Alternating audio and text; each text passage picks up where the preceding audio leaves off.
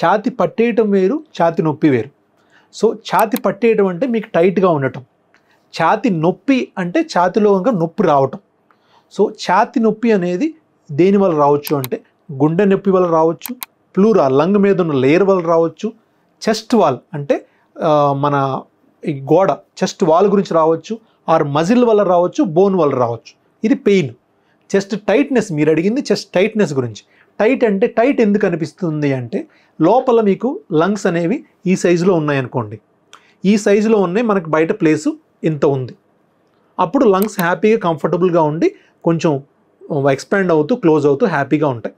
అదే ఏదైనా డిసీజ్ వల్ల మీకు లంగ్ సైజు ఆల్రెడీ పెరిగింది కొంచెం, అది ఏ డిసీజ్ అని ఉండొచ్చు, పెరిగితే ఏమవుతుంది, మీకు ఎక్స్పాన్షన్ కెపాసిటీ అంతే.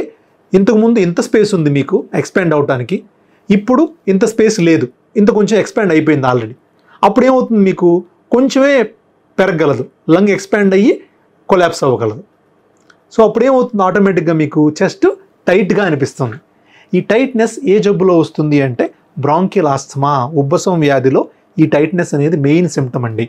ఈ ఉబ్బసం వల్ల భయపడాల్సిన అవసరం ఏమీ లేదు. ఎవరైతే ఈ టైట్నెస్ కానీ ఆయాసం కానీ పెళ్లికూతురు కానీ ఉంటుందో వాళ్ళు ఇమీడియట్గా స్పైరోమెట్రీ అనే టెస్ట్ చేయించుకొని ఆ టెస్ట్ కనుక పాజిటివ్ ఉంటే ఆస్తమా అని ఇన్హేలర్స్ మొదలుపెట్టుకుంటే ఈ టైట్నెస్ అనేది 100% తగ్గిపోతుంది. సో టైట్నెస్ అనేది డేంజరస్ కంప్లైంట్ కాదండి.